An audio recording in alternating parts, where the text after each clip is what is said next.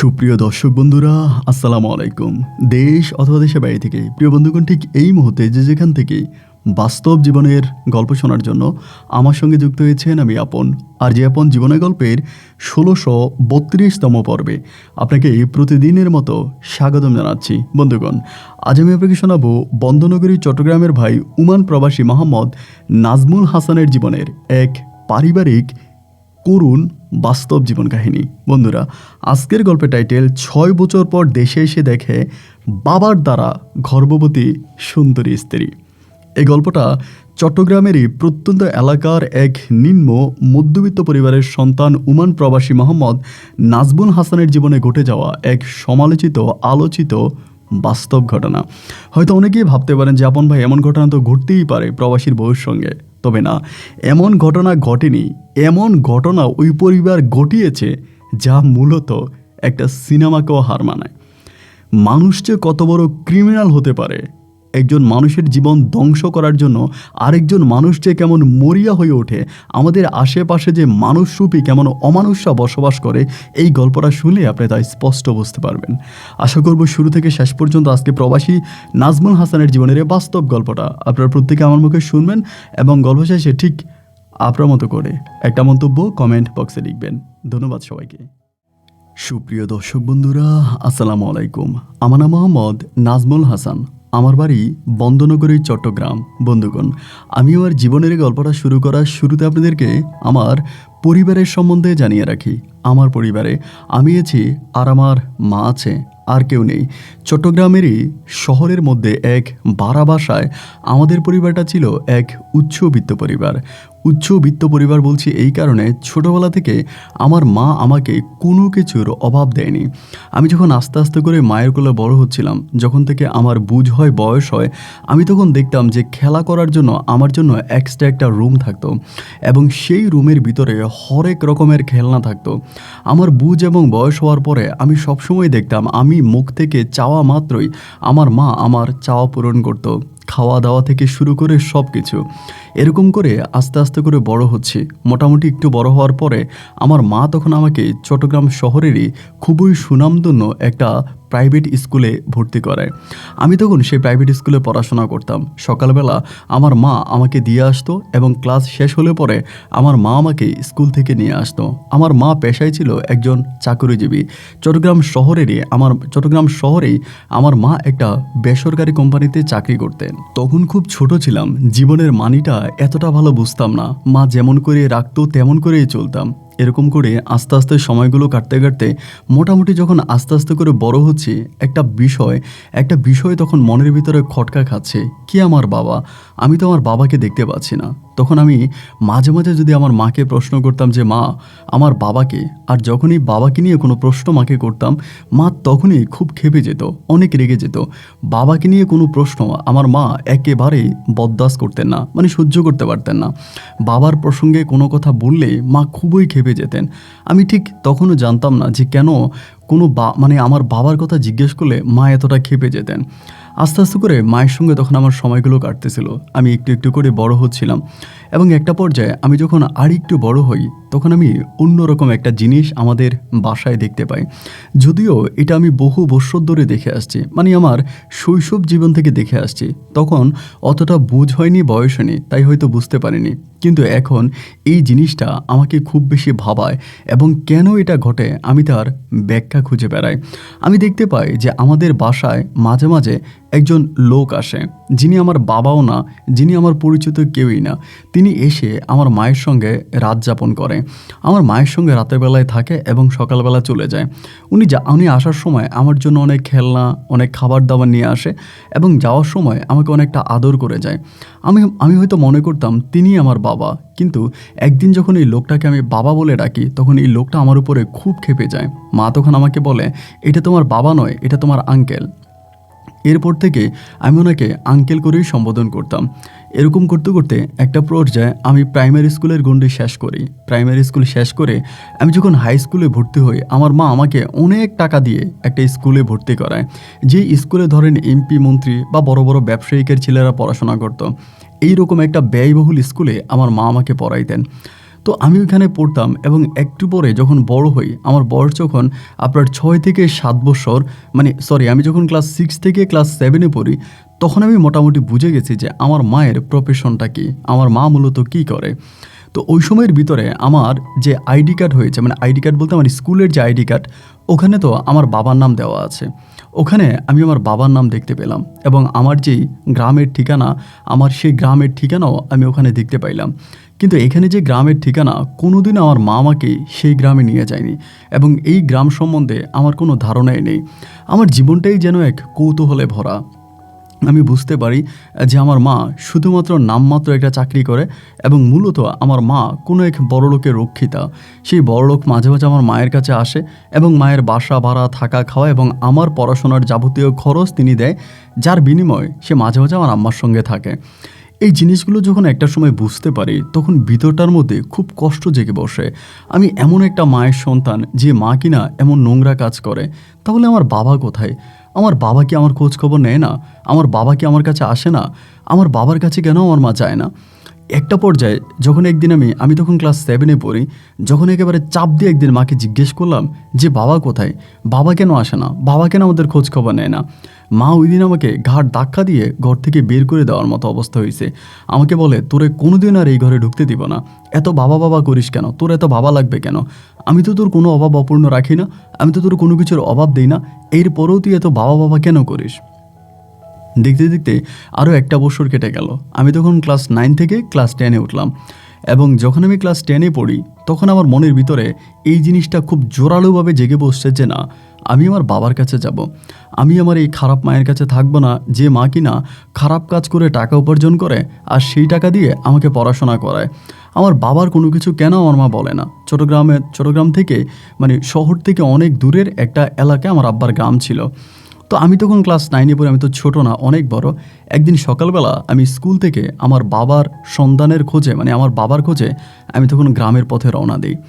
আমি প্রায় 9:30টার দিকে তখন রওনা দিয়েছিলাম। ওখান থেকে আমি আমার বাবার ওই গ্রামে পৌঁছাইতে প্রায় আপনার 2টার মতো বেজে যায়। এবং গ্রামীণ এলাকা আমি তো চিনি না, আমি একটু একটু গিয়ে মানুষকে জিজ্ঞেস করে, যেমন আমি প্রথমে আপনার জেলায় গিয়েছিলাম, এরপরে থানায়, তারপরে ইউনিয়নে, এরপরে পোস্ট অফিস, তারপরে গ্রাম। এবং গ্রামে যাওয়ার পরে যখনই আমার আব্বার নাম জিজ্ঞেস করলাম, তো সবাই আমার আব্বাকে চিনে।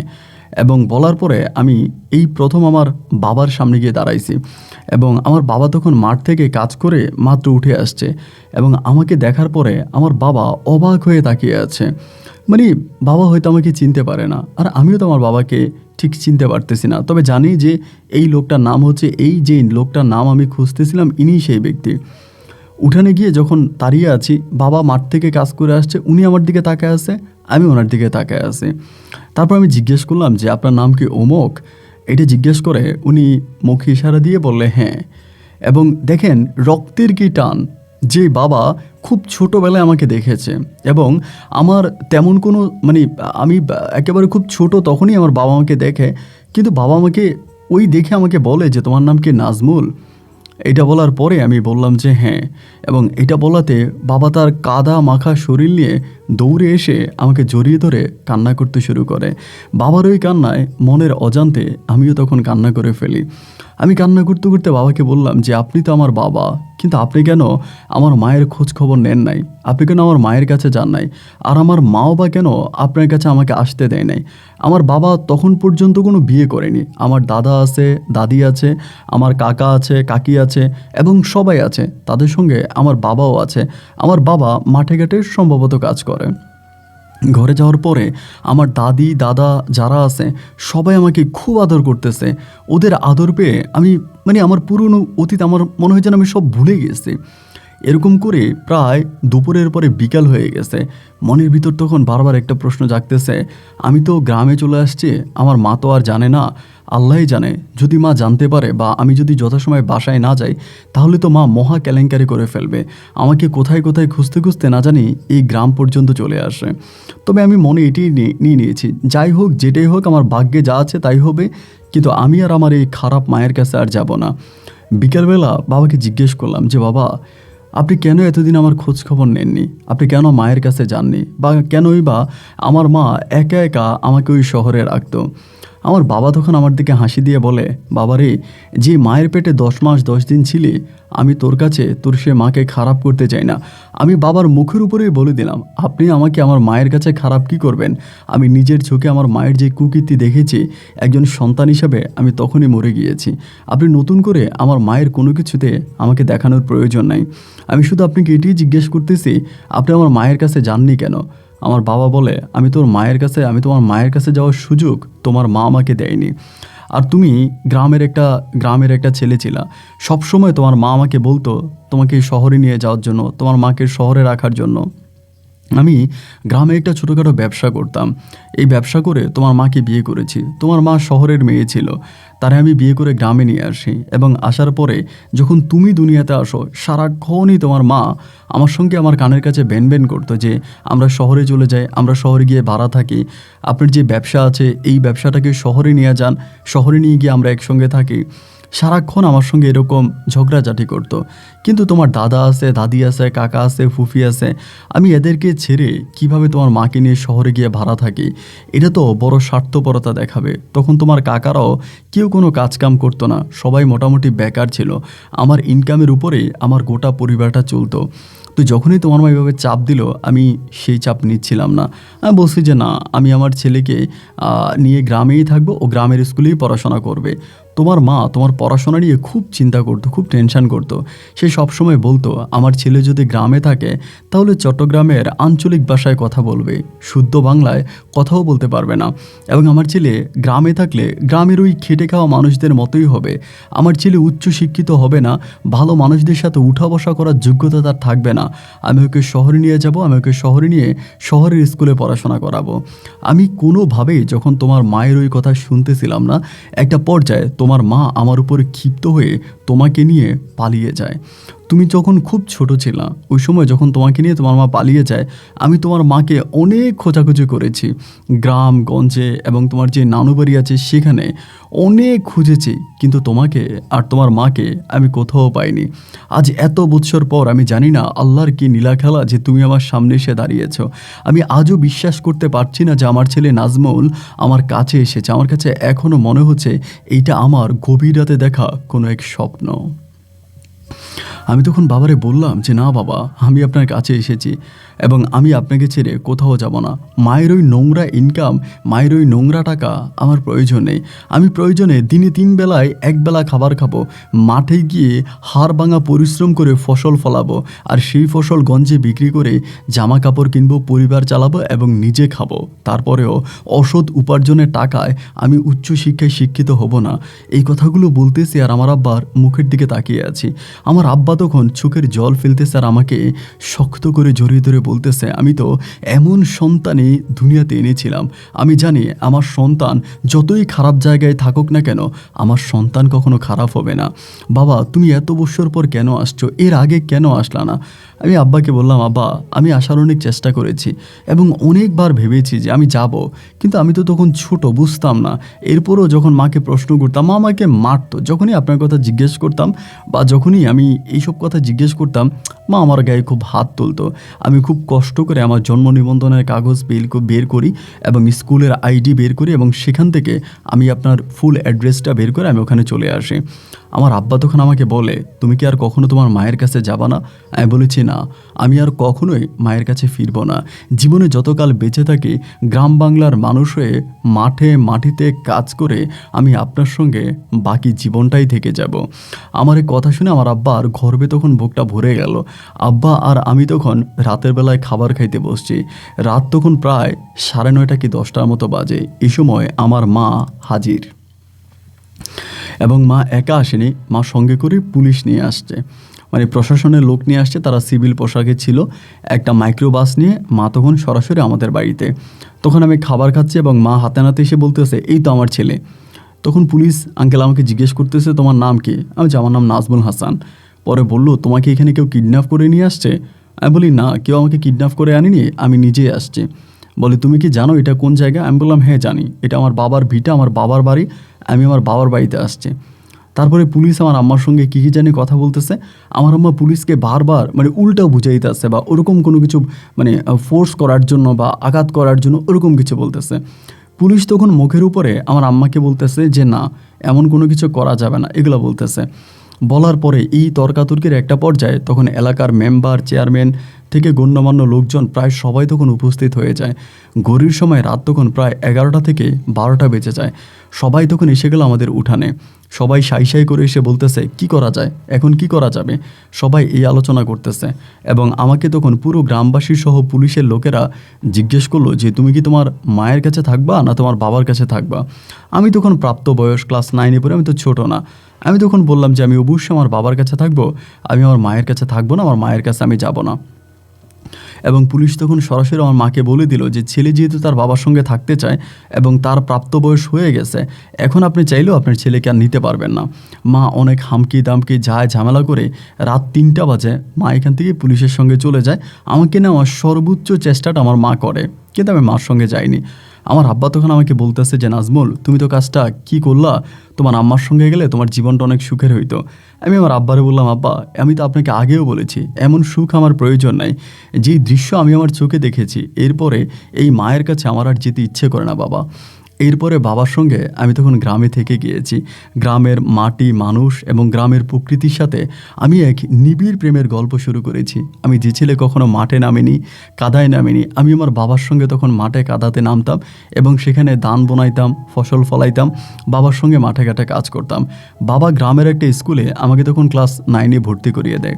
আমি তখন ক্লাস 9-এ পড়ি, ক্লাস 9-এ পড়াশোনা করতেছি, আমার আব্বার সঙ্গে থাকতেছি। মানে আমার মনের ভিতরে আর কোনো দ্বিধা নাই। আমার বাবাকে পেয়ে মনে হয় যেন আমি সব কিছু পেয়ে গেছি। আমার বাবা আছে, আমার কাকা আছে, আমার কাকি আছে, আমার ফুফু আছে, আমার দাদা আছে, দাদি আছে, আমার সব আছে। কিন্তু জীবনের বাকি সময়টা, মানে যে সময়টা আমি তাদের সঙ্গে ছিলাম না, আমি খুব মিস করতাম ওদেরকে, যে এবং কেন আমি তাদের কাছে আগে ফিরে আসলাম না, এরকম মনে হতো। বাবা গ্রামের একটি স্কুলে ক্লাস 9-এ ভর্তি করায়। আমি ওখানে পড়াশোনা করি। ক্লাস 9 থেকে আমি তখন ক্লাস 10-এ উঠি এবং ক্লাস 10-এ উঠে আমি এসএসসি পরীক্ষা দিই। ইতিমধ্যে আমার মা কয়েকদিন পর পরে আসতো আমাকে নিয়ে যাওয়ার জন্য। চেয়ারম্যানরা টাকা দিত, মেম্বাররা টাকা দিত, মানে অনেকভাবে মা চেষ্টা করতো যে টাকা দিয়ে কোনো না কোনোভাবে আমাকে এখান থেকে নিয়ে যাওয়া যায় কিনা। কিন্তু যত জায়গায় বা যেভাবেই মা টাকা দিয়েছে, মায়ের টাকা আসলে কোনোভাবে কাজে লাগে নাই। মানুষ মায়ের কাছ থেকে টাকা ঠিকই খাইতো, কিন্তু আমার আব্বার পক্ষেই কথা বলতো, কারণ আমার আব্বা ছিল আমাদের ওই অত্র এলাকার খুবই সাদামাটা একজন মানুষ। এরকম করে একদিন 2 দিন করে সময়গুলো কাটতেছে এবং একটা পর্যায়ে আমি এসএসসি পরীক্ষা দিলাম এবং আমার এসএসসি রেজাল্ট খুব ভালো হয়েছে। মানে খুব ভালো রেজাল্টে আমি এসএসসি পাস করি এবং এসএসসি রেজাল্ট ভালো হওয়ার পরে, রেজাল্ট আউট হওয়ার পরে আমার মা তখন আসছে আমাদের বাড়িতে। আইসা আমাকে বলতেছে যে নাজমুল তুই চল, যেহেতু গ্রাম থেকে পরীক্ষা দিয়েছিস সমস্যা নাই, মা তোর শহরের একটা ভালো কলেজে ভর্তি করাই দিব এবং আমি তোর খুব ভালো একটা কলেজে ভর্তি করাবো, তুই ওখানে পড়াশোনা করবি, তা আম্মুর সঙ্গে চল।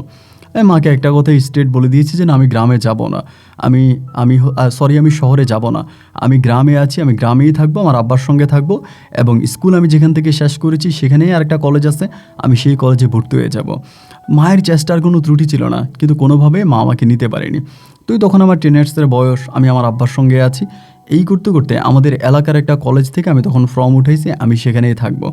তার কিছুদিন পরে মা তখন আবারও আসছে, এসে আমাকে বলতেছে নাজমুল তুই তো পরীক্ষা দিয়েছিস, ভালো রেজাল্ট করছিস, আমার তো অনেক বান্ধবীরা আছে, তাদের ছেলেমেয়েরাও পরীক্ষা দিছে, এখন আম্মু চিন্তা করতেছি যে তোর জন্য একটা পার্টি দেব, শহরে একটা পার্টি দেবে, একটা পার্টি করব এবং সেই পার্টিতে তুই মানে উপস্থিত থাকবি এবং আম্মু সবাইকে হচ্ছে মিষ্টিমুখ করাবো, খাওয়া দাওয়া করাবো, মানে তুই যে একটা ভালো রেজাল্ট করছিস এই জন্য আমি সবাইকে জানাবো শোনাবো। আমার আম্মু বলতেছে, তো আমি তখন মাকে বলতেছি যে মা এইসবের কোনো প্রয়োজনই নেই। মা বলতেছে না লাগবে। এরকম করে মা যখন জোরাজোরি করতেছে, একটা সময় আমার আব্বা আমারে বললো যে দেখ নাজমুল, তোর মা তোর 10 মাস 10 দিন গর্ভে ধরেছে, তোর মা খারাপ হোক ভালো হোক যাই হোক, সে কিন্তু ছোটোবেলা থেকে যেভাবেই পারে তোকে মানুষ করেছে। এখন তোর মা যদি এই ইচ্ছেটা করতে চায় তাহলে এটাতে তুই যা এবং তুই যেতে পারিস। আমি তখন মাকে শর্ত দিলাম যে ঠিক আছে আমি যেতে পারি, তবে আমার একটা শর্ত আছে, আমার এই অনুষ্ঠানে আমার বাবা থাকতে হবে। যদি আমার বাবা থাকে তাহলে আমি রাজি আছি। এইটা শুনে তো মা আরও খেপে গেল, মানে খুব রেগে গেল যে তুই কী বলতেছিস। মা তখন কোনোভাবেই রাজি হচ্ছিল না যে বাবাকে নিয়ে যাওয়ার জন্য। মা একটা কথাই বলতেছে, না ওই সোসাইটিতে অনেকেই থাকবে আর তোর বাবার সঙ্গে আমার ডিভোর্স হয়ে গেছে এটা সবাই জানে, এবং ডিভোর্সের পরে আমি তোর বাবাকে এই পার্টিতে কেন নিয়ে যাব। তাই আমি বললাম যে ডিভোর্স হলে কী হয়েছে, ওই পার্টিতে অনেক মানুষ থাকবে, তা আমার বাবা গেলে কি। তো এরকম যখন জোরাজোরি করতেছে আমার আব্বা তখন আমাকে বলতেছে, না বাবা তুই এমনটা করিস না, তুই যা। তুই যা, এবং তুই গেলে আব্বু খুব খুশি হব, তুই যা, তুই আমাকে নিয়ে টানা হেঁচড়া করিস না, আমি যাব না, তুই যা। এবং আব্বু যখন এভাবে নিজ থেকে আমাকে যাওয়ার অনুমতি দিল, তখন আমি চিন্তা করলাম যে আচ্ছা ঠিক আছে, তাহলে পরে যাওয়া যায়। এবার আমি চিন্তা ভাবনা করছি যে ঠিক আছে, আমি যাব। তো আম্মু তখন দিন তারিখ ঠিক করলো, এবং সেই দিনে সকালবেলা আমি আবার আম্মাকে বলছি যে আমি রাতে যাইতে পারবো না, আমি রাতে যাইতে পারবো না, আমি সকালে যাব, এবং সকালে যাওয়ার পরে সারাটা দিন থাকবো, আমি বিকেলে চলে আসবো। তারপরও আমি সঙ্গে করে আমার আব্বুর একজন পরিচিত বন্ধু আছে, ওনাকে সঙ্গে করে নিয়ে গিয়েছিলাম, আমার একটা চাচ্চুকে সাথে করে নিলাম। আমাদের বাসার মধ্যেই তখন পার্টি করা হয়, বিশাল করে অনুষ্ঠান করা হয়। আমি সেই অনুষ্ঠানে উপস্থিত ছিলাম। তো আমাদের খাওয়া দাওয়া প্রায় 2টার দিকে শেষ হয়ে যায়। 2টা বাজে খাওয়া দাওয়া শেষ হয়, এবং খাওয়া দাওয়া শেষ হওয়ার পরে ওখানে একটা মেয়ে আছে, মেয়েটার নাম হচ্ছে রুমকি। এটা মানে মেয়েটা আমার বয়সী একটা মেয়ে হবে। তা আমি কিন্তু ওকে আগে কখনো দেখি না বা চিনতাম না। এই প্রথম আমি তখন ওই মেয়েটাকে ওই আমার মায়ের অনুষ্ঠানে যাওয়ার পরে দেখতে পাইলাম। এই মেয়েটা করলো কি, মানে যে খাবারগুলো ছিল, ওই খাবারগুলো অবশিষ্ট যে খাবারগুলো ছিল, ওই খাবারগুলো প্যাকেট করতেছে, মানে অন্য অন্য লোকদেরকে নিয়ে খাবারগুলো প্যাকেট করতেছে ওই আমাদের বাসার মধ্যেই। আমাদের বাসাটার মধ্যে বলতে কি, আমরা ওই বাসার ছাদে, আমাদের যে বাসার ছাদ আছে, ওই ছাদের মধ্যে অনুষ্ঠানটা করছিলাম। তো মানে উৎকৃষ্ট খাবারটা তখন সে এরকম মানে পলিথিনে ঢুকাইতে আছে। তো এটা দেখে আমি একটু অবাক হয়ে মেয়েটার দিকে তাকায় আসি। তো আমি তারা বললাম যে এটা কেন করতেছেন, বা খাবারটা এটার মধ্যে ঢুকাচ্ছেন কেন? মেয়েটা বলতেছে, দেখেন না যে বাড়ির নিচে কত মানুষ দাঁড়িয়ে আছে, আমি খাবারটা এটার মধ্যে প্যাকেট করে মানে এরপরে যারা নিচে দাঁড়ায় আছে ওদেরকে নিয়ে দিব। তা এই মেয়েটার কথা শুনে আমি তখন ছাদ থেকে একটু কর্নারে গিয়ে নিচের দিকে তাকাই, দেখলাম হ্যাঁ, নিচে অনেক মানুষ দাঁড়িয়ে আছে।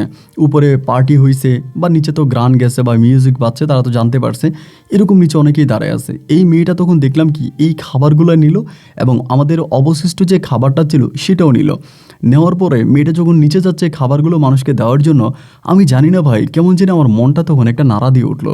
এবং আমি মেয়েটাকে বললাম যে ঠিক আছে, আমি আপনার সঙ্গে নিচে যাব, আমিও খাবার সবাইকে দিব। বলে তাহলে তো ভালোই হয়, আসেন।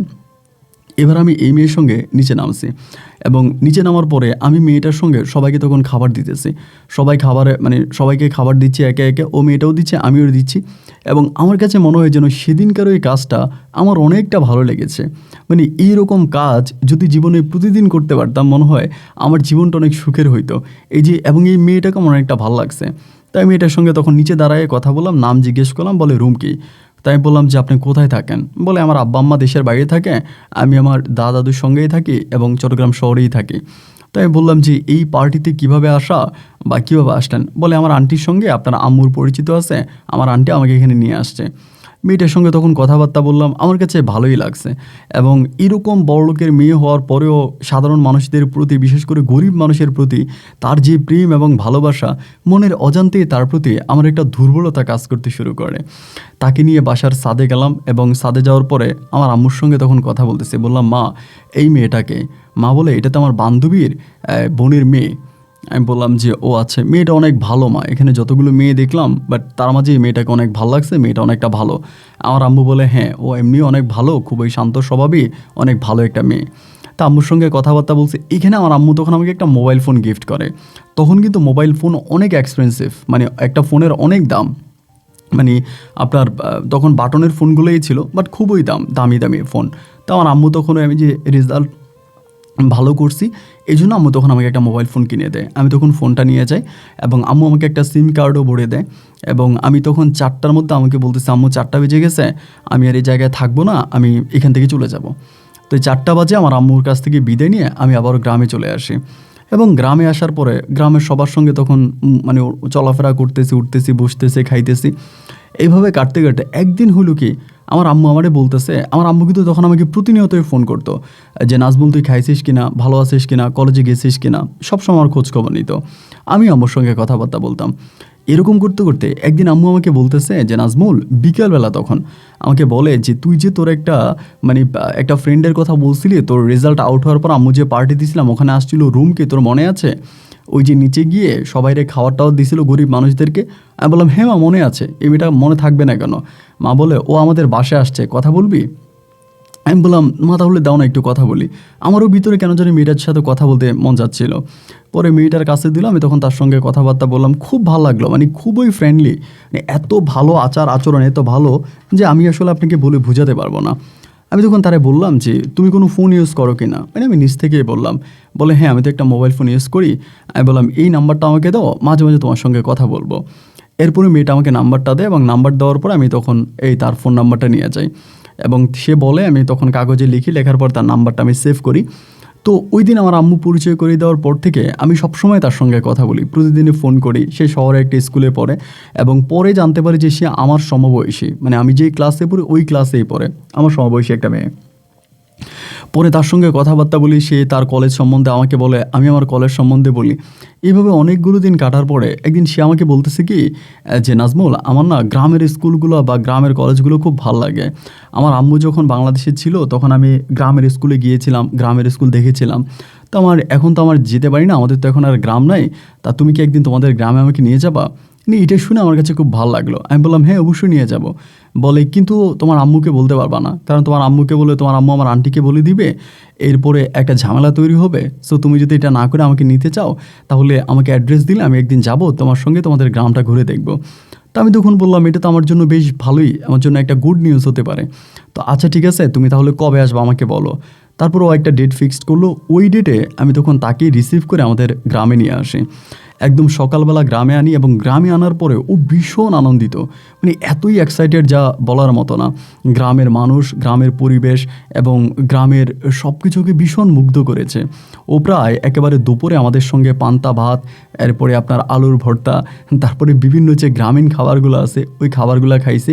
সারাটা দিন আমাদের বাসায় ছিল। বিকেল 3টার মধ্যে ও বলতেছে 3টা বেজে গেছে, আমি চলে যাই, কারণ আমাকে আবার আন্টি খুঁজবে। তো 3টার মধ্যে আমি তাকে আবার বাসে উঠাই দিলাম। আমাদের এখান থেকে আবার শহরের বাস পাওয়া যায় এবং ডিরেক্টলি বাস তখন শহরে চলে গেছে, ওকে নিয়ে গেছে। ও আবার শহরে চলে গেল এবং যাওয়ার পরে আমি প্রতিনিয়তই তার সঙ্গে ফোনে কথা বলি। এরকম ফোনে কথা বলতে বলতে তার প্রতি আমার একটা দুর্বলতা বলতে কি আপনি এক কথায় বলতেই পারেন, একটা প্রেম এবং ভালোবাসা জেগে বসে।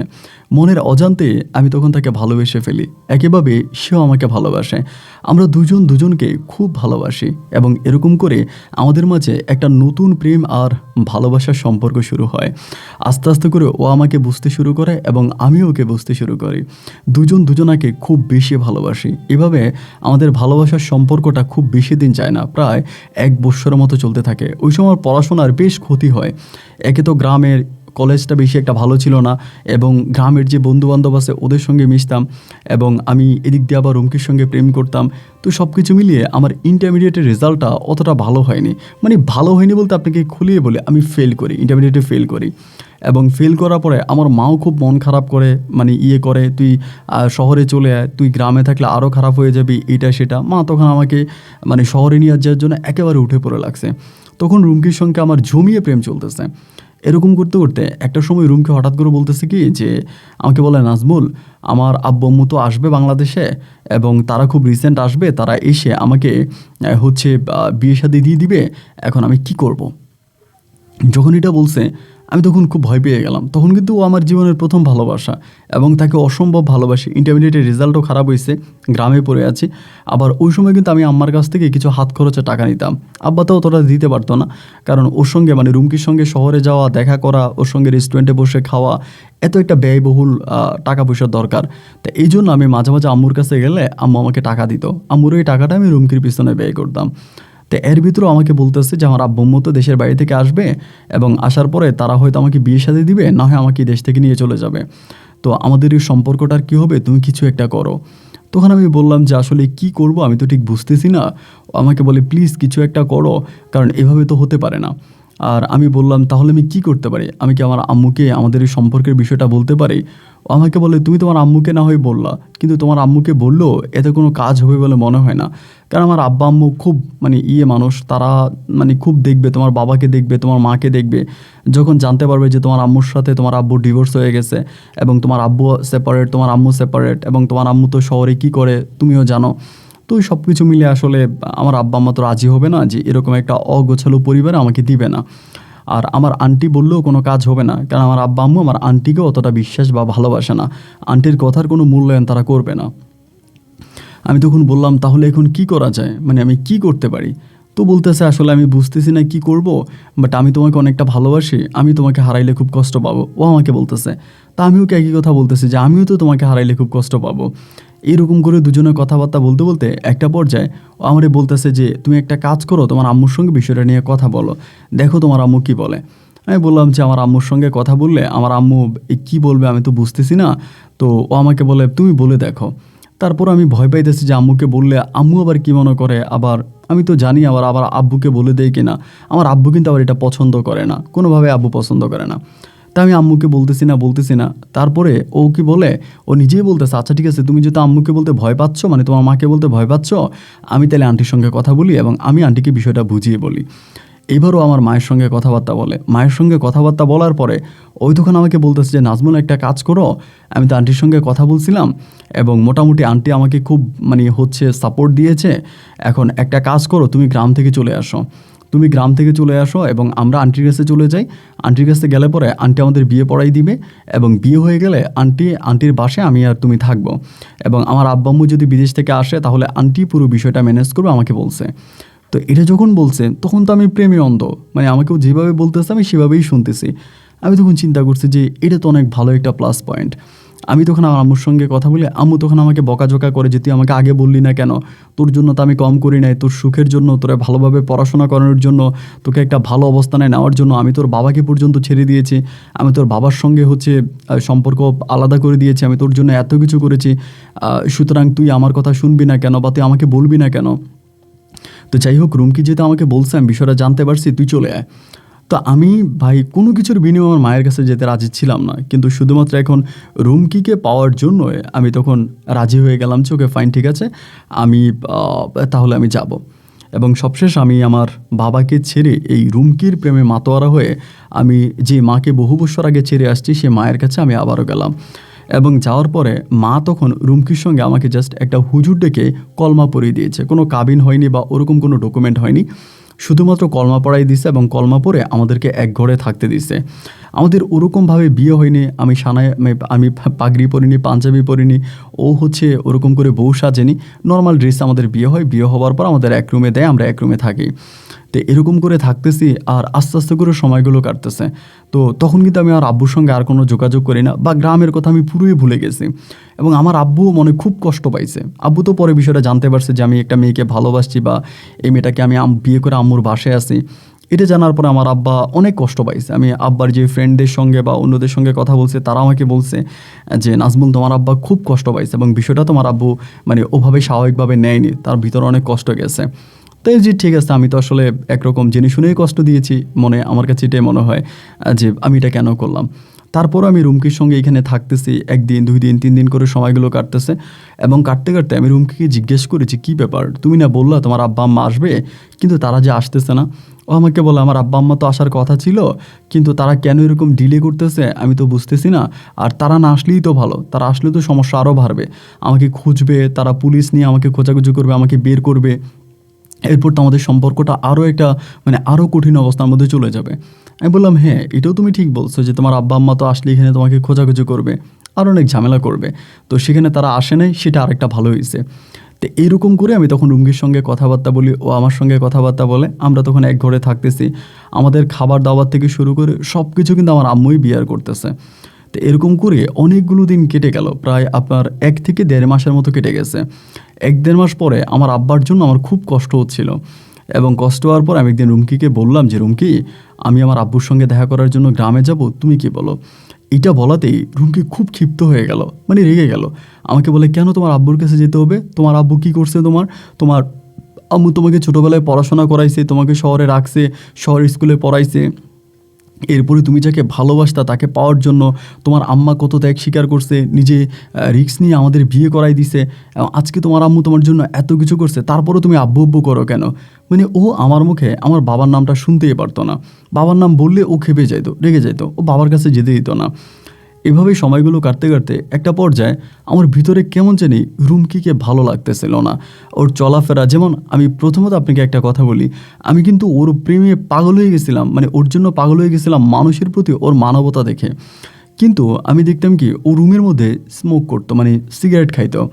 তো এইটা আমি প্রথম আমার খুব কষ্ট লাগতো যে ও সিগারেট কেন খায়। আমাকে বলতাম যে তুমি সিগারেট খাচ্ছ কেন, একটা মেয়ে মানুষ হয়ে কেন সিগারেট খাও। ও বলে এটা খেতে আমার ভালো লাগে, ওটা না খেলে আমার ভালো লাগে না, আমি এই জন্য এটা খাই। তো আমি মানে তো বলতাম কি রে, তুমি আগ থেকেই খাইতা? ও বলে হ্যাঁ, যখন স্কুলে পড়তাম ফ্রেন্ডদের সঙ্গে মাঝে মাঝে খাইতাম, তো ওখান থেকে মানে খাচ্ছি। তো প্রথম দিকে আমি বিষয়টা ভেবে নিয়েছিলাম যে ও হয়তো বড়লোকের মেয়ে বা এই জন্যই হয়তো খাচ্ছে বা এরকম খায়। কিন্তু এরপরে আরও কিছু জিনিস আমি দেখতে পাই। যেহেতু মানে আমার ভিতর তখন কেমন জানি অনেকটা ওকে আমার অনেকটা খারাপ লাগতে শুরু হয়, যে আমিও ওকে যেমনটা ভেবে আসলে বিয়ে করেছিলাম আদতেও কিন্তু তেমন না। ওই কিন্তু পুরোই ডিফারেন্ট একটা মানুষ, মানে পুরোই আলাদা একটা মানুষ। ও কিন্তু এরকম কেউই না। তো ওর যে আন্টি আছে, ওই আন্টি মাঝে মাঝে আমাদের বাসায় আসতো, আন্টির সঙ্গে দেখা হতো, কিন্তু ওর আব্বা আম্মার সঙ্গে ও কখনোই ফোনে কথা বলতে আমি শুনি নাই। আদৌ ওর আব্বা আম্মা বিদেশে থাকে কি না সেটাও কিন্তু আমি জানি না। কয়েকটা জিনিস আমার কাছে খুব সন্দেহ লাগার পরেই একদিন হলো কি, আমি আমার আম্মা এবং রুমকি কাউরে না বলেই হঠাৎ করে একদিন পালায়া যাই, মানে আম্মুর বাসা থেকে পালিয়ে যাই। এবং বাসার দিকে পালিয়ে আমি ডিরেক্টলি আমার আব্বার কাছে চলে যাই। এবং আব্বার কাছে গিয়ে আমি তখন আব্বুকে জড়ায় ধরে কান্নাকাটি করি। এরই মাঝে আবার রুমকির সঙ্গে আমার অনেক ঘটনা আছে, যেমন ওর সঙ্গে আমার মারামারি হয়েছে, আমাদের ঘরের অনেক ফার্নিচার ভাঙছে, মানে খুব মানে যায় ঝামেলা আছে, এগুলো আর আপনাকে বলি নাই। যাই হোক, ওর সঙ্গে আমার বনিমানা হচ্ছে না বা এক রুমে থাকতে পারতেছি না, খুব ঝামেলা হচ্ছে। সেজন্যই আমি রুম থেকে মানে একরকম শহর থেকে পালায় তখন গ্রামে চলে আসি। এবং এসে পরে আব্বুকে জড়ায় ধরে আব্বুর কাছে কান্নাকাটি করে বলে যে আব্বু, আমার এটা মিস্টেক, আমার একটা ভুল হয়েছে, তুমি আমাকে মাফ করে দাও, আমি আসলে বুঝতে পারিনি যে বিষয়টা এরকম হবে। আমার আব্বা তখন আমাকে বলতেছে, আচ্ছা ঠিক আছে, এটা কোনো সমস্যা নাই, তুমি তো আর জেনে শুনে করো নাই, তুমি যাই করছো যেটাই করছো, আব্বু বিষয়টা ওভাবে দেখে আব্বু বিষয়টা ঠিক করে নেব, তুমি মন খারাপ করো না। আমার আব্বু খুবই মানে ভালো মনের মানুষ ছিলেন, আমাকে সাপোর্ট দিয়েছেন, আমাকে বুঝিয়েছেন, এবং বুঝিয়ে শুনে আব্বু তখন আমাকে লুকায় ফেলছে। মানে আমাকে আর শহরের মানে কোনো কিছুতে আমাকে মিশতে দেয় নাই বা ওখানে যেতে দেয় নাই। আব্বু তখন আমাকে লুকায় ফেলছে। আমার আম্মা তখন আমাকে খোঁচাখুচি করতেছে, যায় ঝামেলা করতেছে। এরই মাঝে ওই রুমকি তখন আমার নামে একটা মামলা করে দেয়। কীভাবে যেন আমাদের থানাতে মামলা করে, আমাদের বিয়ের কিন্তু কোনো কাগজপত্র হয়নি। এরপরেও থেকে কাবিনের পেপার বের করে কী করে আমি জানি না, ওই তখন মামলা করে দেয়। মামলা করে দিলে পরে তখন আমার মাও রুমকির সাপোর্টে এবং মায়ের দুজনেই মিলে তখন আমাকে খুঁজতেছে, আমাকে খোঁচাখুচি করতেছে। আমার আব্বু তখন আমাকে লুকায় রাখে আব্বুর এক দুঃসম্পর্কের আত্মীয়র বাড়িতে। সেই বাড়িতে দীর্ঘদিন যাবৎ থাকতেছি, তো বুঝতেছি না আমি তখন কি করব। খুব খারাপ সময় কাটতেছে, আমি বাসা থেকে বেরোতে পারি না, এবং পুলিশ প্রতিনিয়ত আমাদের বাড়িতে আসতেছে, আমাকে খোঁচাখুচি করতেছে, এবং অনেকগুলো মামলা আমার নামে করে দেওয়া হয়। শুধু একটা না, মানে কেসটাকে সাজানোর জন্য অনেকগুলো মামলা তখন দায়ের করে। পরিশেষে আমার আব্বা বলতেছে যে, নাজমুন, তোর যদি মানে বাংলাদেশে থাকতে হয় তাহলে তোর মায়ের কাছে চলে যেতে হবে, কারণ তুই যে ঘটনা ঘটাইছিস এরপরে তুই আর এখানে থাকতে পারবি না। আমি তখন আমার আব্বাকে বললাম যে, আব্বা এভাবে তো হতে পারে না। তখন কিন্তু আমার আব্বা মানে মোটামুটি আমার আব্বার ভাইদের সঙ্গে মানে আমার চাচাদের সঙ্গে আমার আব্বা কিন্তু আলাদা হয়ে গেছে।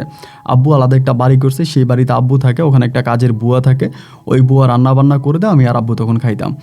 পরে আব্বু আমারে বলতেছে, তাহলে মানে আব্বু হঠাৎ করে আমাকে আইডিয়াটা দিল যে একটা কাজ করতে, বিদেশে চলে যা, এইভাবে দেশে থাকলে সমস্যা আরও সামনের দিকে বাড়বে, এবং তুই বিদেশে চলে যা। যেহেতু পড়াশোনাও ছেড়ে দিয়েছিস এবং একটা বিয়েও করে ফেলেছিস, তখন কিন্তু ওর সঙ্গে আমার কাবিন হয়েছিল অনেক টাকা। মানে আমি তো ওই সময় কোনো কাগজপত্র কোনো কিছু করিনি।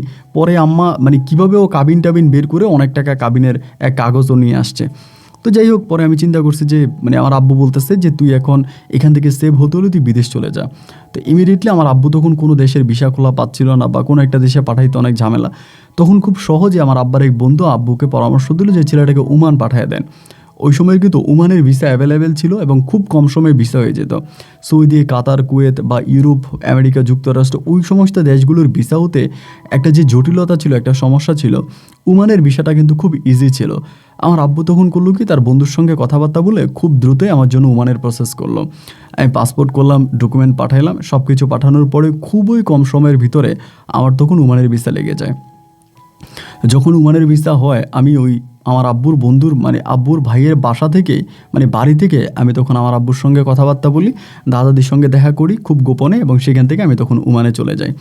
এবং ওমানে চলে যাওয়ার পরে আমি আর কারোর সঙ্গে কোনো যোগাযোগ রাখিনি, কোনো কথাবার্তা বলিনি। এইভাবে একদিন, 2 দিন, 3 দিন করে সময়গুলো কাটতেছে, দিনরাতগুলো কাটতেছে। প্রায় 2 বছরের মতো আমি ওমানে ছিলাম। এই 2 বছর আমি আমার পরিবার পরিজন বলতে আমার আব্বু আমার আম্মুর সঙ্গে তো যোগাযোগ নাই, আব্বুর সঙ্গে। তা 2 বছর পরে আমার আব্বা একদিন আমাকে বলতেছে যে নাজমুল, তোর আম্মা তো প্রতিদিন এসে বসে থাকে কান্নাকাটি করে তোর নাম্বারের জন্য, আমি তো তোর নাম্বার দিচ্ছি না। মানে আমি বিদেশ চলে যাওয়ার পরেই যখন থেকে আম্মু জানতে পারছে আমি বিদেশ চলে গেছি, তারপর থেকে আম্মু প্রতিনিয়ত গ্রামে আসতো, আমাকে খোঁজার চেষ্টা করতো।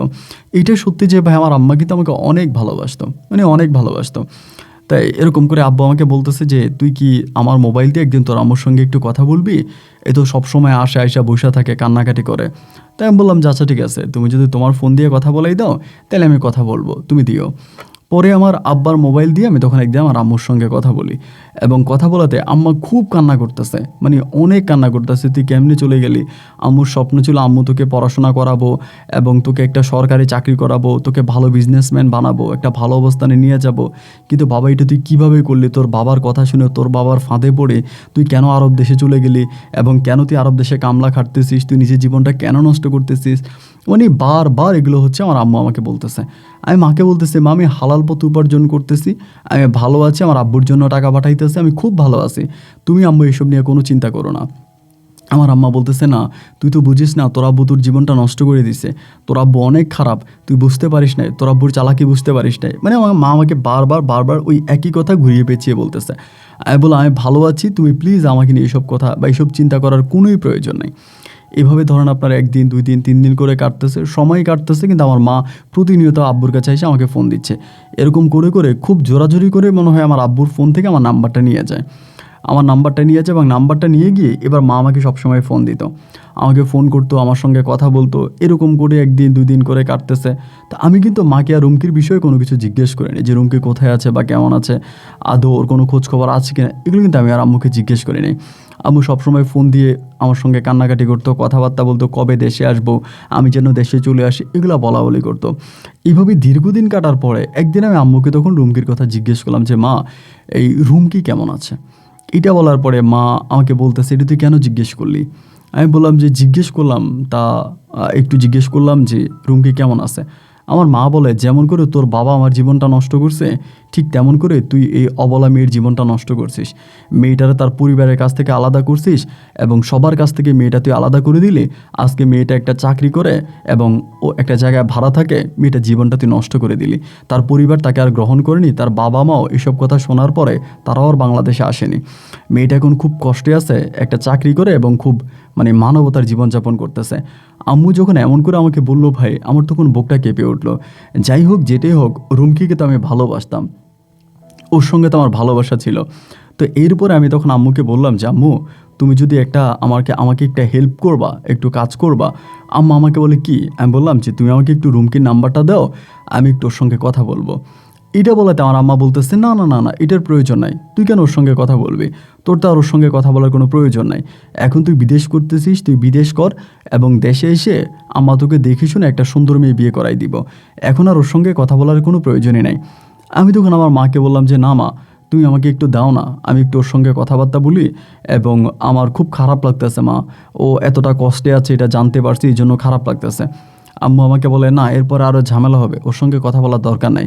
মানে আম্মু আমাকে দিতে চায় না, আমি একরকম জোর জবস্তি করে আম্মুর কাছ থেকে কোনো রকমে আমি তখন রুমকির নাম্বারটা ম্যানেজ করার পরে একদিন আমি রুমকিকে ফোন করি তার রাতের বেলায় ফোন করার পরে রুমকি তখন ফোনটা রিসিভ করে, এবং রিসিভ করে আমি যখন বলি যে রুমকি আমি নাজমুল, এটা বলার সঙ্গে সঙ্গে ও কান্না করতে শুরু করে।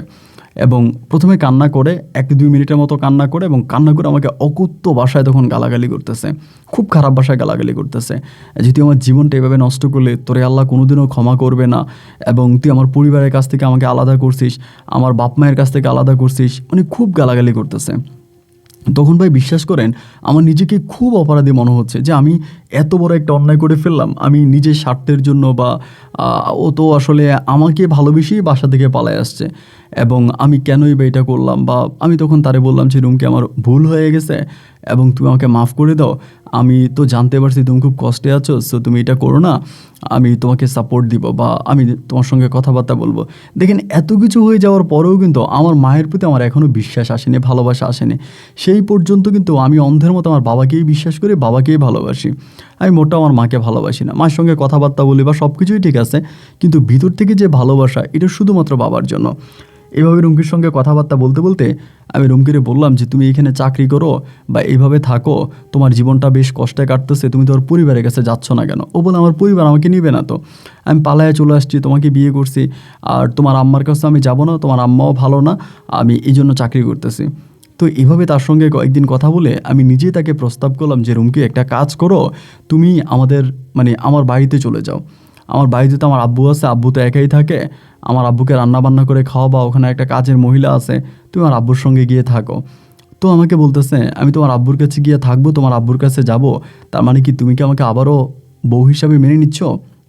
আমি বললাম দেখো, আমাদের তো কোনো ছাড়াছাড়ি হয়নি, আমাদের মা আমাকে বিয়ে করাই দেয়, আমরা বিয়ে করি, এবং আমাদের মাঝে তো কোনো মানে ডিভোর্স হয়নি, তালাক হয়নি, তুমি কি আমাকে ডিভোর্স করছো? বলে না। তখন আমি তো তোমাকে করি নাই, আমাদের তো বিয়ে, তুমি তো এখনও আইনত আমার বউ আছো, সুতরাং আমার বাবার কাছে চলে যাও, তুমি আমার বাবার কাছে থাকো, এবং আমিও আমার বাবার কাছে যাব, এবং আমি আমার বাবাকে যদি সব কিছু বুঝে ম্যানেজ করতে পারি তাহলে কি তুমি যাবা? আমাকে বলতেছে দেখো আমার ইচ্ছে করতেছে না, এই জীবনটা খুব মানে ভারী লাগতেছে। মানে আমার কাছে ভাই কী মনে হচ্ছে কি জানেন, আমি তো দেখে আসছি যে আমার মা সিঙ্গেল থেকে কি করছে, চট্টগ্রাম শহরে আমার আম্মা কী করে বেড়াইছে, এবং সেম কাজগুলো তো এখন রুমকিও করবে। আমি তোকে ভালোবাসি, আমি চাই না ওর জীবনটা এভাবে নষ্ট হয়ে যাক, যার কারণে আমি আমার আব্বুর সঙ্গে কথাবার্তা বলি, এবং আব্বু তো রাজি হচ্ছেই না খুবভাবে। আব্বু আমাকে বলতেছে তোর মা তোকে ফাঁদে পালানোর চেষ্টা করতেছে, তুই তোর মার এই জিনিস না, তোর মা অনেক ডিয়ারিং। আমি বলছি আব্বু তুমি আমাকে বিশ্বাস করো, আম্মার কথা বাদ দাও, তুমি ওরে ঘরে আনো। এরকম করে বলা বলি করার একটা পর্যায়ে আমার আব্বা তখন রাজি হয়েছে, এবং আব্বু রাজি হয়ে বলতেছে ঠিক আছে মেয়েরা আসতে বল। এরপর আমি রুমকিরে বললাম যে আমি তোমাকে ফুল অ্যাড্রেস দিলাম, তুমি আমার আব্বুর কাছে চলে যাও, এবং তুমি কি আমার আব্বুর কাছে থাকো, আমার আব্বুর কাছে থাকো, এবং তোমার আর গ্রামে থাকার দরকার নেই, বা গ্রামের এসব মানে তোমার এই শহরে থাকার দরকার নেই, তুমি চলে যাও। তা এই বলার পরে ও তখন আপনার এই গ্রাম থেকে ডিরেক্টলি আমার আব্বুর কাছে চলে আসে। কিন্তু আমি ওকে বলেছিলাম যে তুমি কিন্তু আমার আম্মুকে বলবা না, তুমি যে গ্রামে চলে যাচ্ছ বা আমার আব্বুর কাছে থাকতেছো। তখন তো আমার আম্মু গ্রামে যাইতো না, আম্মু তখন ডিরেক্টলি আমাকে ফোন দিত, আমার সঙ্গে আম্মুর যোগাযোগ হতো, এই জন্য আম্মু আর গ্রামে যাইতো না। তা আমি রুমকিরে বলে দিলাম তুমি তো আমার আম্মুকে বলবা না। ও বলে না না না, আমি তো আমার আম্মুকে জানাবো না। আচ্ছা ঠিক আছে, তাহলে আমি চলে যাব। এরপরে ও শহরটাই যেখানে চাকরি করতো, বাসায় ভাড়া ছিল, চাকরিও ছেড়ে দিল, বাসা ভাড়াও ছেড়ে দিল, ডিরেক্টলি আমার আব্বুর কাছে চলে গেছে। আব্বুর কাছে চলে যাওয়ার পরে তো কয়েকটা দিন আমার আব্বুর সঙ্গে আছে। আমি আব্বুকে জিজ্ঞেস করি আব্বু কেমন, আমার আব্বু বলে ও তো কেমন ছিল সেটা আমি জানি না, বাট এখন তো অনেকটা ভালো, আমার সঙ্গে কথাবার্তা উঠা বসা বা সব কিছু মিলে আমাকে অনেকটা মানে, আমার কথা শোনে, এবং মেয়েটা আমার কাছে মানে আমার দৃষ্টিতে মনে হয় মেয়েটা অনেকটাই ভালো। এইরকম করে তখন আমার আব্বুর সঙ্গেও থাকতেছে, এবং আমার আব্বুকে পেয়ে অনেকটা খুশি, আমার আমার মানে ও আমার আব্বুকে পেয়ে খুশি। তা আম্মুর সঙ্গে আমি মাঝে মাঝে ফোনে কথা বলি, আম্মুকে কিন্তু আমি রুমকির বিষয়টা পুরোপুরি স্কিপ করি। আম্মু যখন আমাকে বলে রুমকি কোথায় বা রুমকির সঙ্গে তোর যোগাযোগ আছে কি না, আমি বললাম যে না, রুমকির নাম্বার তো বন্ধ, ওর সঙ্গে তো আমার কোনো কন্ট্রাক্ট নাই। মানে আমি আম্মুকে জাস্ট এরকম ভুলভাল বুঝাই দিচ্ছি, কিন্তু ভিতরে ভিতরে কিন্তু রুমকি আমার আব্বুর কাছে চলে গেছে। এভাবে বহু দিন যাবৎ রুমকি আমার আব্বুর সঙ্গেই আছে, আব্বুর কাছেই আছে। এভাবে প্রায় আমি 6 বছর মতো ওমানে থাকি, এবং 6 বছর পরে আমি তখন যেখানে কাজ করতাম ওখান থেকে ছুটি পাই, এবং ছুটি পেয়ে আমি তখন রুমকির কাছে তথা আমার বাবার কাছে যাব।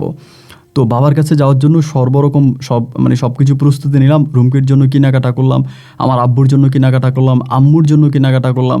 কিন্তু আমি আমার আম্মুকে বলি নাই যে আমি গ্রামে বাংলাদেশে যাচ্ছি, শুধু আমার আব্বাকে বলছে, আম্মাকে বলি নাই। কারণ আম্মাকে বললে তো আম্মাও গ্রামে আসবে, এবং আসার পরে রুমকিকে দেখবে, একটা নতুন ঝামেলা শুরু হবে। আবার ওই সময়তে কিন্তু আম্মা আমাকে খুব বেশি ফোন দিত না, হয়তো 3 দিন 4 দিন পরে একবার ফোন দিত, 1 মিনিট কি 2 মিনিট কথা বলতো, এরপরে কেটে দিত। মানে আম্মু তখন তার বিজনেস বা তাকে নিয়ে সে ব্যস্ত ছিল, আমার সঙ্গে খুব বেশি একটা আমার আম্মু কথা বলতো না। তো যাই হোক, আমি তখন গ্রামে গেছি, এবং গ্রামে যাওয়ার পরে রুমকিকে পাইলাম আমার আব্বার কাছে। রুমকি ভীষণ আনন্দিত ছিল। আমি যখন গ্রামে যাই তখন আমি বাড়িতে গিয়ে পৌঁছাই তখন প্রায় বিকেল, তখন প্রায় 3:30 কি 4টার মতো বাজে।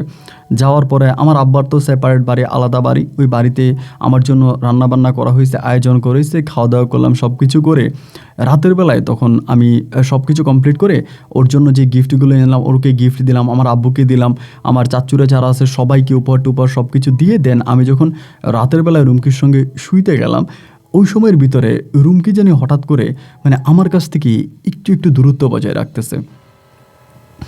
তো যখন দূরত্ব বজায় রাখতেছে আমি তখন বুঝতেছি না যে কী ব্যাপার, তুমি এরকম আমার কাছ থেকে এরকম দূরে দূরে থাকতেছ, তা বিষয়টা কী হয়েছে আমাকে বলো। তো আমার আরেকটা ডাক্তার বন্ধু আছে, আমার বন্ধুটার নাম হচ্ছে শাহ আলম। ও একটা মেডিকেলে আছে। তো আমার ওয়াইফ কিন্তু মাঝে মাঝে শাহ আলমের কাছে যাইতো, মানে ওর যদি শারীরিক কোনো সমস্যা হইতো বা অসুস্থ হলে ও শাহ আলমের কাছে যাইতো, ওখানে ট্রিটমেন্ট নিত।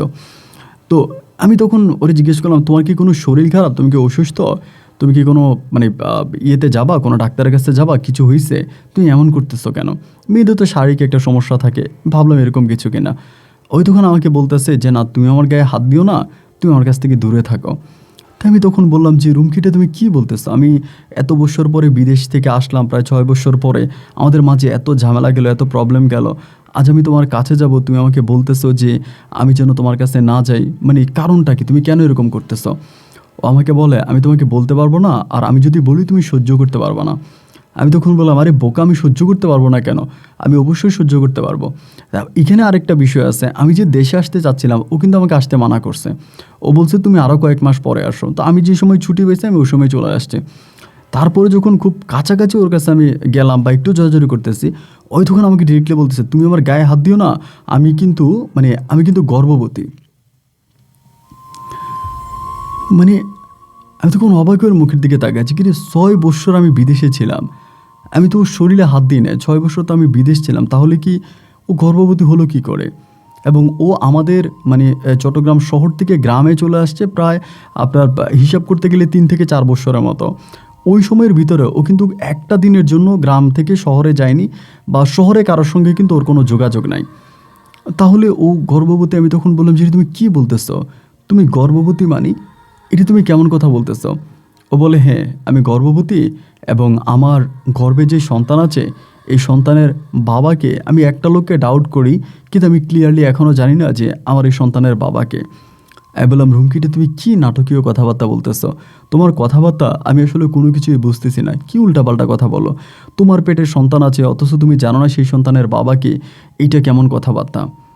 ও তখন বলে দেখো, আমি তোমাকে একটা কথা বলি, আমার কথাটা একটু মনোযোগ দিয়ে শোনো, এবং তুমি সিনক্রেট করো না, কোনো ঝামেলা করো না, আমি সন্দেহ করতেছি বাট আমি শিওর না, তুমি যদি আমাকে মানে বলো তাহলে হচ্ছে আমি বাকিটাও তোমাকে বলতে পারবো। বাট আমার ভিতরে একটা জিনিস সন্দেহ লাগতেছে, আমি তোমাকে জাস্ট খুলে বলি, তুমি বোঝার চেষ্টা করো। আমি বললাম ঠিক আছে বলো। বলে আমার কাছে মনে হয় কি যে আমি তো রাতের বেলা ঘুমোতে ভয় পাইতাম, আমি এমনিতেও গ্রামে আমার একটু ভূতের ভয় আছে, জিনের ভয় আছে, এই জন্য আমি বেশিরভাগ সময় রাতের বেলায় দরজা খুলেই ঘুমাইতাম। আর প্রথম দিকে তোমার আব্বা খাটে ঘুমাইতো, আর আমাদের ঘরে যে কাজের মহিলাটা ছিল ওই মহিলাটা সহ আমি নিচে ঘুমাইতাম, মানে তোমার আব্বার রুমেই থাকতাম, আমার আলাদা রুমে একা একা ভয় লাগতো। আর ওই মহিলাটাও মানে সে তো থাকতে চাইতো না, আমার রুমে রাখলেও সে থাকতে চাইতো না, বা সে ওইরকম তার আলাদা রুমে থাকতে চাইতো। তা আমি তখন করতাম কি, ওই কাজের মহিলাটা আর আমি নিচে ঘুমাইতাম, তোমার আব্বু উপরে ঘুমাইতো। এভাবে কাটতে কাটতে একটা পর্যায়ে আমি তখন আলাদা হয়ে আমি আমার রুমে ঘুমাইতাম, কিন্তু দরজা খোলা রাখতাম। তো মাঝে মাঝে সকালে ঘুম থেকে যখন উঠতাম আমি আমার শরীরে অনেক পরিবর্তন দেখতে পাইতাম, যেমন লাইক আমার জামা কাপড় একটু উল্টাপাল্টা, জামা কাপড় যেমনি পরছি এমন পরা নাই, মানে কিছুটা পরিবর্তন আমি তখন বুঝতে পারতাম। তো যখন এই পরিবর্তনটা বুঝতে পারতাম আমি তখনই বুঝতাম যে সামথিং মনে হয় কিছু একটা আমার সঙ্গে হয়েছে বা হচ্ছে। তো তারপরও আমি হুজুর কবিরাজ দেখাইতাম, তোমার আব্বাকে বলে কবিরাজের কাছে থেকে পানি পড়া আনতাম, এটা আনতাম ওইটা আনতাম। তো একটা পর্যায়ে হঠাৎ করে মেয়েদের যে একটা প্রত্যেক মাসে যে একটা জিনিস হয় ওইটা বন্ধ হয়ে যায়। বন্ধ হয়ে যাওয়ার পরেই আমি তখন যে তোমার বন্ধু আছে শাহ আলম, ডাক্তার শাহ আলমের কাছে যাই, এবং যাওয়ার পরে ওনার কাছে আমি টেস্ট করি, এবং টেস্ট করার পরে আমি রিপোর্টেই বুঝতে পারি যে আমি প্রেগনেন্ট, আমার পেটে বাচ্চা আছে। তো আমি শাহ আলম ভাইকে অনুরোধ করছিলাম তোমাকে কিছু না বলার জন্য, আগ থেকে বলে দিলে তুমি হয়তো কষ্ট পাবা, আমি ভেবেছিলাম যে আমি বাচ্চাটা নষ্ট করে ফেলবো, এরপরে তোমাকে দেশে আনবো। তো যেহেতু তুমি মানে তুমিও চলে আসার জন্য মানে হানায় ফোনায় করতেছো, তুমিও চলে আসছো, আর এদিক দিয়ে আমি বাচ্চাটাও নষ্ট করার সুযোগ পাই নাই, তো যার জন্য আসলে আমি তোমাকে পুরো বিষয়টা বলে দিয়েছি, কারণ তুমি যদি পরে বুঝে কষ্ট না পাও।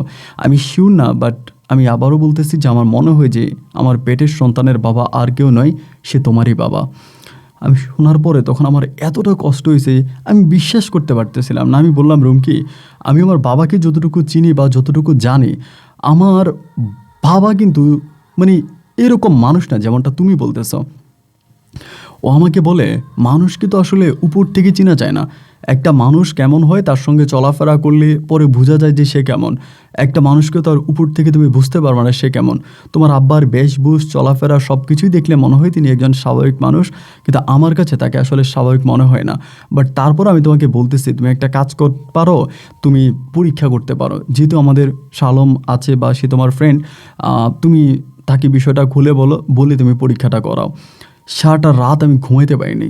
সকালবেলা আমি ডিরেক্টলি চলে গেছি শালমের বাড়িতে, এবং ওর বাড়িতে গেলাম, যাওয়ার পর ওরে জাগাইলাম। মানে সকালে ও ঘুম থেকে উঠে আমারে দেখছে।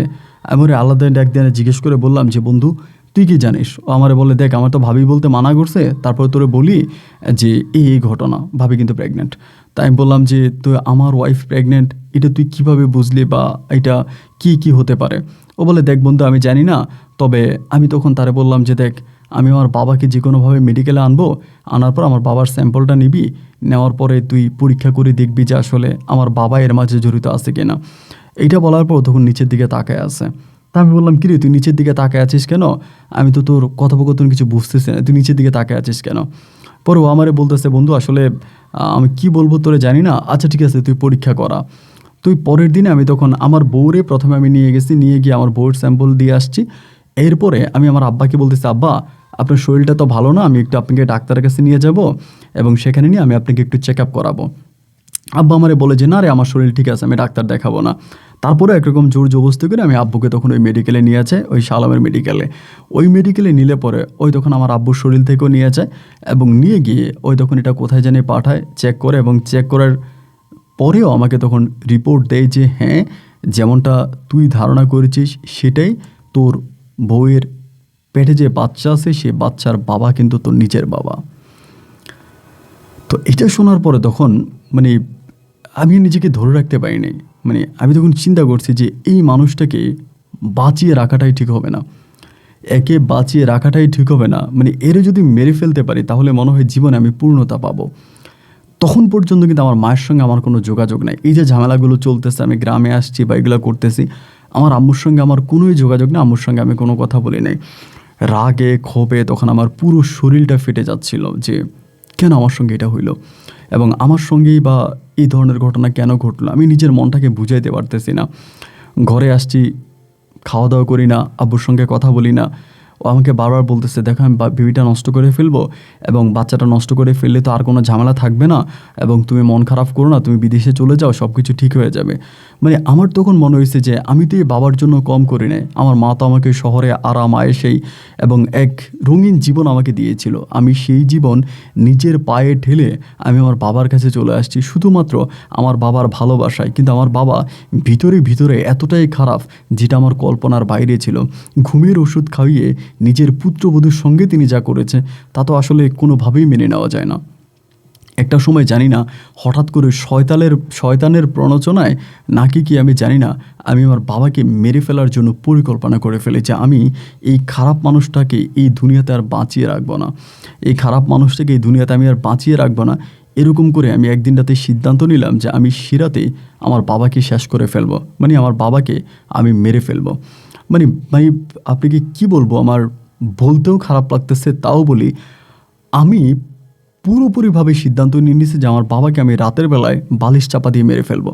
মানে নিজের রাগটাকে আমি আর কন্ট্রোল করতে পারিনি। রাগটা আউট অফ কন্ট্রোল হয়ে যাওয়ার পরে আমি রুমকিকেও কোনো কিছু বলি না যে আমি আব্বাকে মেরে ফেলবো। আমি পরিকল্পনা করছিলাম রুমকি তো ঘুমিয়ে থাকবে, ও আবার ঘুমাইলে ওর হুঁশ থাকে না, ওর একটাই সমস্যা আছে, ঘুমের ওষুধ খাওয়ানোও লাগে না। মানে ও ঘুমায় আছে তো আপনি যদি ওরে টাই না খাট থেকে নিচেও ফালাই দেন ও কিন্তু বলতে পারবে না। ওই এরকম ঘুম পাগল একটা মেয়ে। মানে মানে শীতের রাতে যদি ওরে আমার মনে হয় যদি আপনি খাট থেকে উঠে ওকে ঠান্ডা কোনো জায়গায় শোয়াই দেন ও কিন্তু বুঝতে পারবে না, এরকম ও এতটাই ঘুমের পাগল। তো সে রাতের বেলায় আমি তখন সিদ্ধান্ত নিলাম যে আমি আমার আব্বাকে কিছু একটা করে ফেলবো। তো এই করতে করতে তখন আমি করব কি, মানে আমার আরেকটা বন্ধু আছে, আমি আমার ওই বন্ধুকে ফোন করব একটা প্রয়োজনে, মানে ওই একটা প্রয়োজনে ফোন করব। তো আমার ফোনে তখন ব্যালেন্স নাই, রাত তখন আপনার 8:30 কি 9টার মতো বাজতেছে, আমার ফোনে ব্যালেন্স নেই। তো আমি কিন্তু সারাদিন বাইরে বেরিয়েছিলাম এবং নিজের কাজে বাইরে ছিলাম। তো এরপর আমি রুমকিরে বললাম যে রুমকি তোমার ফোনটা একটু দাও, আমি আমার ফ্রেন্ডকে কল দিব। এইটা বলার পরেই আমি তখন করলাম কি, এই রুমকির মোবাইলটা হাতে নিলাম, রুমকির মোবাইলটা হাতে নিয়ে আমার ওই ফ্রেন্ডের নাম্বারটা আমার মোবাইল থেকে রুমকির মোবাইলে উঠাচ্ছি। বাট এই সময়ের ভিতরে বারবার হচ্ছে আমার ওই বন্ধু ডাক্তার শাহ আলম কল দিতেছে আমার ওয়াইফের মোবাইলে। কল কাটতেছে আবার দিচ্ছে, কল কাটতেছে আবার দিচ্ছে। তো একবার যখন আমি কলটা ধরলাম এবং ধরার সঙ্গে সঙ্গে আমি কথা বলার আগেই ওইখান থেকে শাহ আলম বলতেছে যে ভাবি গোপন কথা আছে, জরুরি কথা আছে, গোপন কথা আছে, আপনি একটু এই কি বলে নাজমুলের কাছ থেকে সরে আমাকে কল দেন। এটা বললো, লাইনটা কেটে দিছে। এটা যখন বললো যে গোপন কথা আছে, নাজমুলের কাছ থেকে সরে আমাকে কল দেন, আমার ভিতর তখন ডাউট ঢুকে গেল, কী ব্যাপার শাহ আলম এটা কী বললো। আমি তখন বুঝতে পারলাম না। বুঝতে না পারার পরে আমি তখন তার তার মোবাইলে যে কল লিস্টটা আছে, কল লিস্টে চেক করে দেখলাম কি আমার মায়ের সঙ্গে তার আজকে অনেকবার কথা হয়েছে। আমি তাকে জিজ্ঞেস করেছিলাম যে তুমি কি আমার আম্মুকে কিছু জানাও না, আমি যে আসছি বাড়িতে আমার আম্মু যাতে না জানে। ও বলে না আমি তোমার আম্মুকে কিছুই বলবো না এবং তোমার আম্মুর সঙ্গে আমার কোনো যোগাযোগ নাই। কিন্তু আমি তার কল লিস্ট চেক করে দেখলাম যে আজকে দিনেও সে অনেকবার আমার আম্মুর সঙ্গে মোবাইল ফোনে কথা বলছে এবং নাজমুলের সঙ্গে সে আজকে দিনে বহুবার কথা বলছে। এবং নাজমুল কেন এটা বললাম আমি তখন এটা বুঝতে পারলাম না। আমার ভিতর তখন সন্দেহ ঢুকে যায় যে না, তাহলে এখানে কোনো না কোনো একটা কিন্তু আছে। এবং কিন্তু থাকার পরে আমি আর তখন যায় ঝামেলা করলাম না করে আমি তখন চুপচাপ বসে আছি যে এটা কি করছে আমি দেখি, এটা কি করছে আমি দেখি। আমি ওই রাতে আর কোনো অ্যাকশানে গেলাম না। অ্যাকশানে না গিয়ে পরের দিনটা কাটাইলাম এবং ওই পরের দিন আমি পুরোপুরিভাবে রুমকিকে অবজার্ভ করতেছি। আমি দেখতেছি যে ওর ভিতরে কেমন জানি একটা চকর একটা ভাবসাব। এরপরে আমি তখন রুমকিকে এর পরের দিন আমি আমার আব্বা এবং রুমকি দুজনকে আমি চট্টগ্রাম শহরের একটা মেডিকেলে নিয়ে যাব। আমি যেখানে পরীক্ষা করছি বা শাহ আলমের রিপোর্টটা তখন আমার সন্দেহ জেগে যায়। তো এরপরের দিন আমি আমার আব্বাকে বললাম কি যে আব্বা আমি আপনাকে শহরে নিয়ে যাবো, আমার একটু কাজ আছে এবং রুমকিকেও নিয়ে যাব। এই কথা বলে আমি রুমকি আর আমার আব্বাকে শহরে নিয়ে যেতে চাচ্ছি, কিন্তু রুমকি যাবে না। আমাকে বলতেছে আমি কেন যাব, আমার শহরে কোনো কাজ নাই, আমি যাব না। জোরাজুরি করেই তখন আমি তাকে শহরে নিয়ে যাচ্ছিলাম এবং নিয়ে যাওয়ার সময় ওরে কিন্তু আমি তখনও বলিনি যে আমি ওর স্যাম্পল নিব বা আমি ওর এই পরীক্ষা করবো এটা সেটা। তো চট্টগ্রামেরই শহরের একটা মেডিকেলে নিয়ে যায়। মেডিকেলে নিয়ে যাওয়ার পর আমার আব্বার শরীর থেকেও স্যাম্পল নিই এবং ওর শরীর থেকে নেওয়া হওয়ার পরেও তো খুব ট্যালেন্ট, ও কিন্তু বুঝে যায়। আমাকে বলে এইটা কেন করলা। আমি বললাম দেখো শাহ আলমের রিপোর্টটা আমার কাছে ভালো লাগে না, আমি এই জন্য এখান থেকেও রিপোর্টটা নিব এবং দেখবো যে আসলেই রিপোর্টটা ঠিক আছে কিনা। এইটা বলাতেও তখন আমাকে বলে বাহ তুমি কি তোমার বন্ধুকেও বিশ্বাস করো না। আমি বললাম না আমি বিশ্বাস করি না ঠিক সেটা বলি নাই, কিন্তু আমার কাছে যেন একটু কেমন লাগতেছে। এইটা বলার পরেই ঠিক সেই জায়গা থেকেই কয়েক মিনিটের মধ্যেই হঠাৎ করে আমার বউ রুমকি উধাও, রুমকিকে পাওয়া যাচ্ছে না এবং রুমকিকে পাওয়া যাচ্ছে না পরে আমি এভাবে খোঁজাখুঁজি করতেছি, ওরে পাই না এবং ওরে না পাওয়ার পরে ওই রাতে ও আর আসে নাই। আমি কিন্তু আব্বুকে নিয়ে চলে আসি গ্রামে। তারপরে যখন আমি রিপোর্ট হাতে পাওয়ার পরে আমি দেখতে পাই যে ওর পেটে বেবি ঠিকই আছে, কিন্তু ওই বেবির বাবা কিন্তু আমার আব্বুর সঙ্গে তার এটা ম্যাচ করে নাই।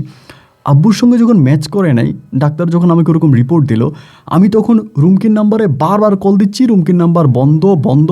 আমি রুমকিকে খুঁজে পাচ্ছি না।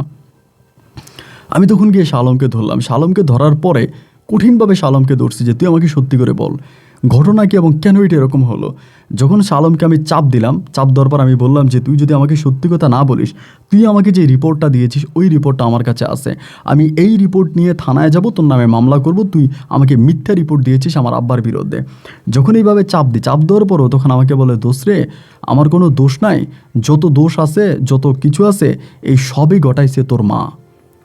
আমার মা? বলে হ্যাঁ, এই সবই তোর মা ঘটাইছে আর এই সবের খলনায়ক হচ্ছে তোর মা। আমি বললাম আমার মা এগুলো কেন করলো? বলে তোর মায়ে কিন্তু রুমকিরে তোর ঘরে পাঠাইছে এবং আজকের যে পরিকল্পনা ওই পরিকল্পনা কিন্তু তোর মায়ে করছে এবং তোর মা চাচ্ছিল রুমকিকে দিয়ে এমন কিছু একটা করার জন্য যেটা করলে তুই তোর বাবার কাছ থেকে চিরতরে তোর মায়ের কাছে চলে যাবে। তোর বাবার কাছ থেকে চিরতরে তোর মা তোকে নিয়ে যাওয়ার জন্যই এই প্ল্যানিংটা তোর মারই করা এবং তোর মা আমাকে টাকা পয়সা দিয়েছে এবং টাকা পয়সার কারণে আমি রিপোর্টে এরকম দিয়েছি এবং এই সব কিছুর নাটের মূলে হচ্ছে তোর মা। আর আরেকটা কথা তোকে বলি, তুই রুমকিরই যেরকম জানিস রুমকির বাবা মা বিদেশে থাকে, ও বড়লোক, আসলে রুমকি সেরকম কিছুই না। তোর মা যে লাইনের মানুষ রুমকি সেই একই লাইনের মানুষ। ওর কথাটা শুনে ভিতরে এতটাই কষ্ট পাইছিলাম, আমি তখন শুধু চোখটা বন্ধ করে এটাই চিন্তা করলাম সেই রাতে যদি আমার ফোনে ব্যালেন্স থাকতো আর আমি যদি আমার বউয়ের মোবাইলটা হাতে না নিতাম, তাহলে কিন্তু সেই রাতে বালিশ চাপা দিয়ে আমি আমার বাবাকে হত্যা করে ফেলতাম। আর আমি যদি আমার বাবাকে একবার মেরে ফেলতাম তবে সারা জীবন আমি নিজেকে ক্ষমা করতে পারতাম না। বাবার সামনে গেলে তখন আমার এই মুহূর্তটা মনে হয়, হায় হায়, আমি যদি ভুল করি ঠিকই বালিশ চাপা আমার বাবার মুখে দিয়ে দিতাম, আমার বাবা তো মরে যেত। এরপর আমি কি করে নিজেকে ক্ষমা করতাম? এই রাগ, ক্ষোভ, অভিমান জমা নিয়ে আমি সেই ওমানের মাটিতে আবারও ফিরে আসি। এবং ওমানে ফিরে এসে আমি আর বাংলাদেশে যাইনি। ওমান থেকে আমি ইউরোপের একটা দেশ আমি তখন চলে আসি। ইউরোপের হাঙ্গেরি বলে একটা দেশ আছে, আমি তখন সেই দেশে চলে আসি আপনার ওয়ার্ক পারমিট ভিসায়। আপনার ওমান থেকে হাঙ্গেরি আসি এবং হাঙ্গেরি আসার পরে সেখান থেকে আমি ইতালি যাই এবং আজ পর্যন্ত আমি ইতালিতেই আছি এবং আমার ইতালির পাসপোর্ট হয়েছে, আমার কাগজপত্র হয়েছে, আমি ইতালিতে আছি। এবং এরপর থেকে মানে ওই ঘটনার পর থেকে বাংলাদেশে আসার পর থেকে আমি টোটালি আমার মায়ের সঙ্গে যোগাযোগ বিচ্ছিন্ন করেছি। আমার মায়ের সঙ্গে আমি আর কখনও কথা বলিনি, আর রুমকির সঙ্গে তো প্রশ্নই আসে না। আব্বার সঙ্গে এখন আমার যোগাযোগ আছে, এখন আমার আব্বাকে দেখে আমাকে বলে তুই বাড়িতে আয়, তুই বাড়িতে আয়, কিন্তু আমি আমার আব্বার সামনে যেতে পারতেছি না। আমি আমার আব্বাকে ভিতরের কথাগুলো বলতেও পারতেছি না যে আব্বু আমার সঙ্গে কী হয়েছে। আমার আব্বু এখনও আমাকে জিজ্ঞেস করে যে নাজমুল তোর কী হয়েছে, তুই বাবার কাছে বল, কিন্তু আমি আব্বুকে আজও বলতে পারিনি। আমি এখন ইটালির পাসপোর্ট পেয়েছি, সেই দেশের নাগরিক, কিন্তু তারপরেও আমার ভিতরে এক চাপা কষ্ট। সেই কষ্টে আমি আর বাংলাদেশে যাইনি। আর আমার দুঃখের কথাগুলো আপনাকে জানালাম। আমি আপনার একজন ভক্ত, ইতালি থেকে আপনার গল্প শুনি। যদি পারেন আমার গল্পটা আপনি রেকর্ড করবেন। হয়তো এর মাঝে অনেক কিছু আপনাকে লেখা হয়নি, কোনো অংশ না বুঝে থাকলে যোগাযোগ করবেন। ভালো থাকবেন। আসসালামু আলাইকুম।